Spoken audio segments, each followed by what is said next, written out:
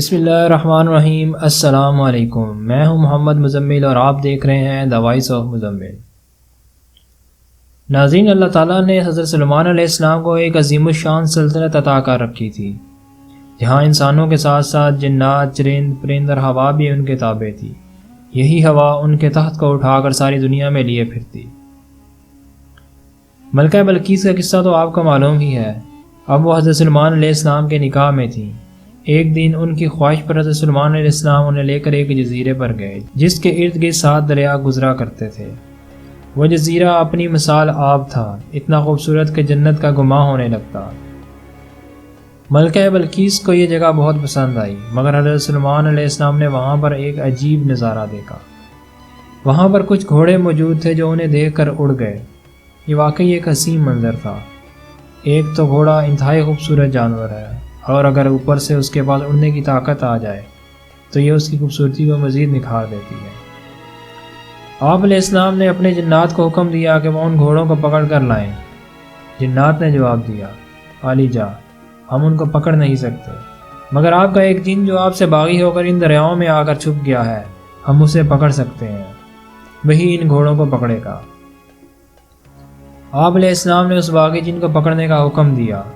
آپ علیہ السلام کے تمام جنات دریاؤں پر گئے اور اونچی آواز میں کہنے لگے، تم باہر آ جاؤ، حضرت سلیمان علیہ السلام فوت ہو چکے ہیں، اب ہم آزاد ہیں۔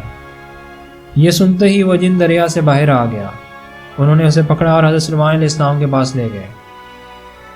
حضرت سلیمان علیہ السلام کو دیکھ کر وہ جن کانپنے لگا، معافی مانگ کر امان طلب کی اور آپ علیہ السلام کا فرمانبردار بن کر رہنے کا وعدہ کیا۔ آپ علیہ السلام نے معاف فرما کر حکم دیا کہ اڑنے والے گھوڑوں کو پکڑ کر لاؤ۔ وہ بولا، میں ان گھوڑوں کو پکڑ تو نہیں سکتا، مگر مجھے یہ معلوم ہے کہ وہ پانی کس چشمے سے پیتے ہیں۔ اگر آپ اپنے جنات کو میرے ساتھ بھیج دیں تو ہم وہاں سے پانی نکال کر اس میں شراب بھر دیں گے، جس کو پی کر وہ نشے میں آ جائیں گے اور ہم انہیں آسانی کے ساتھ پکڑ لیں گے۔ حضرت سلیمان علیہ السلام نے اس کے ساتھ کچھ جنات کو بھیج دیا، تو انہوں نے اپنے منصوبے کے مطابق چشمے میں شراب بھر دی اور 40 گھوڑوں کو پکڑ کر لے آئے۔ جب گھوڑے حضرت سلیمان علیہ السلام کے سامنے پیش کیے گئے تو وہ عصر کا وقت تھا۔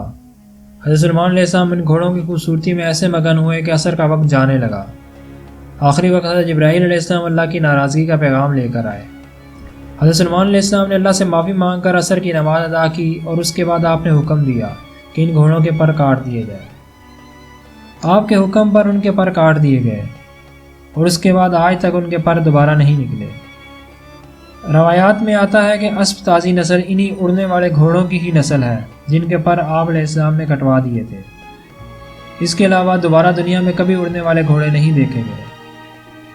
ناظرین، اگر آپ کو یہ ویڈیو پسند آئے تو لائک کر کے شیئر کر دیں، اور میرے channel the voice of Muzammil کو سبسکرائب ضرور کر لیجیے گا، اور گھنٹی کے آپشن کو ضرور دبائیے گا۔